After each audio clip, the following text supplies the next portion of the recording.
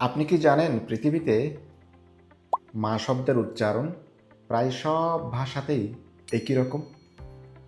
যেমন বাংলাতে মা, হিন্দিতে মা, উর্দুতে মা, চাইনিজে মা, আরবিতে মাম্মা কিংবা ফরাসিতে মাম্মা অথবা মেখ, জাপানিজে মাম্মা, কোরিয়াতে ওম্মা, ফার্সিতে মাদার, ইংরেজিতে মাদা ইত্যাদি।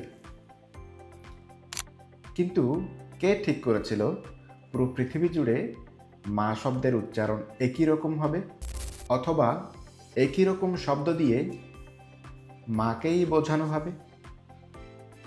এর দুটো কারণ। 1 নাম্বার, মধ্বনি উচ্চারণ সবচেয়ে সহজ।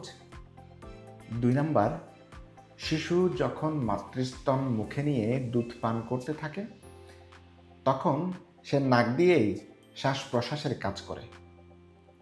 ওই সময় সে যদি কোনো ধরনের সাউন্ড বের করতে চায় সেটা হয়ে যায় এরকম, ওটাই শিশুর প্রথম ধ্বনি, ওটাই মা। ভাষাবিজ্ঞানে এটাকে বলা হয় ইউনিভার্সাল বেবি টক ফেনোমেনন।